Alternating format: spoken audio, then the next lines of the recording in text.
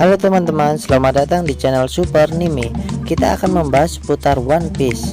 Sebelum lanjut ke video, mari kita dukung channel ini dengan klik tombol subscribe dan nyalakan lonceng notifikasinya juga ya. Selamat menonton.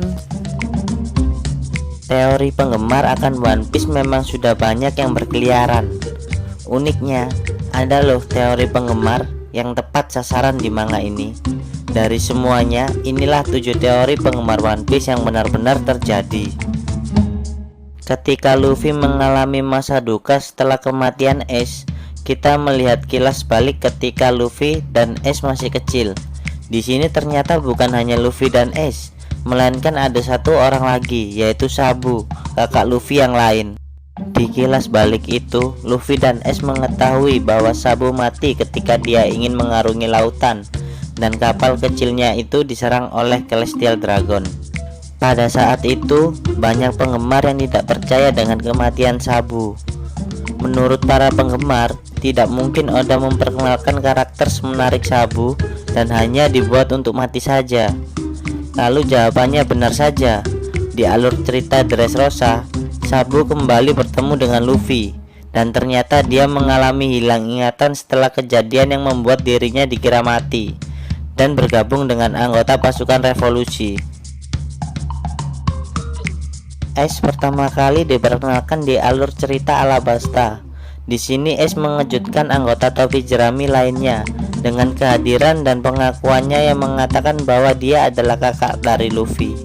Saat Ace mengaku kakak dari Luffy, dari penampilannya mungkin masih oke, karena rambutnya yang sama-sama hitam dan juga sifatnya yang ceria dan terkesan bodoh serta rakus dengan makanan. Meskipun begitu, banyak penggemar yang membuat teori bahwa Ace bukanlah kakak kandung dari Luffy. Hal yang membuat mereka memikirkan teori ini karena nama keluarga Ace bukanlah Monkey, justru Portgas, meskipun mereka memiliki nama Tengadi. Terbukti, ternyata Ace memang bukan kakak kandung Luffy, melainkan kakak ketemu gede bersama dengan Sabu. Lola memiliki peran yang penting untuk petualangan topi jerami di alur cerita Trail Bug. Di akhir alur cerita juga Lola memberikan sebuah Viver Card dan dia berkata itu milik ibunya, dan ibunya adalah karakter yang cukup penting di dunia baru. Melihat penampilannya, banyak penggemar yang memperkirakan ibu dari Lola yang memiliki Viver Card itu adalah Big Mom, salah satu Yonko yang sangat diperhitungkan. Penggemar membuat teori karena penampilannya dan juga penjelasan tentang ibunya yang dikatakan orang penting.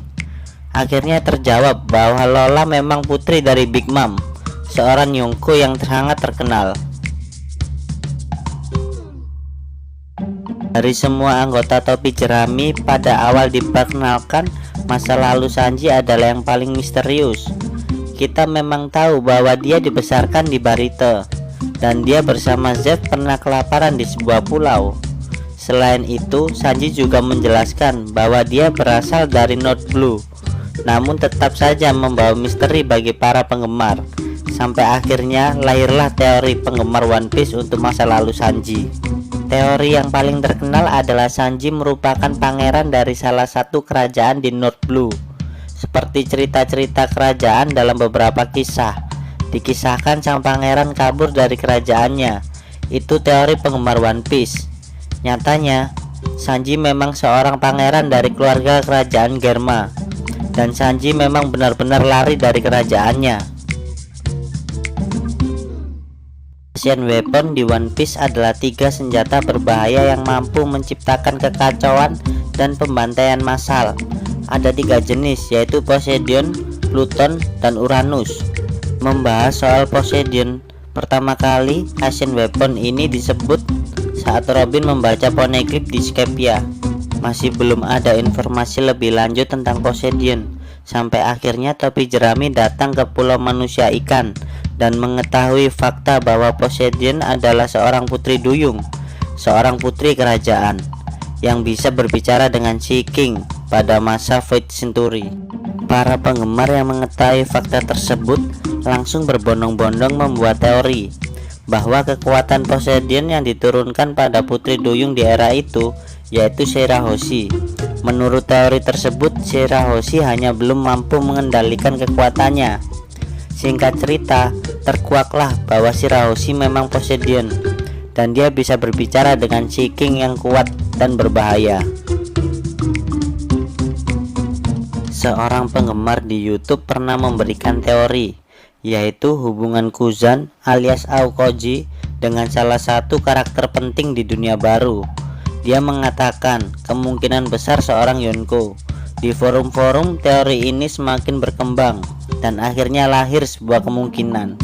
Kemungkinan tersebut adalah tentang rahasia Kuzan yang cukup misterius, seakan dia memiliki agenda sendiri di balik semua tindakan yang ia perbuat.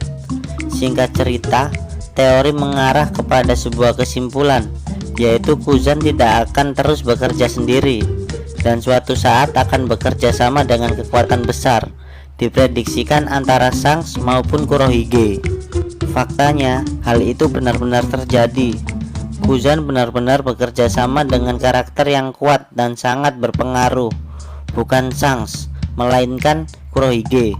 Hal ini diperlihatkan dalam chapter 720 dan anime episode 650 dan dikonfirmasi oleh Gorosei di chapter 793.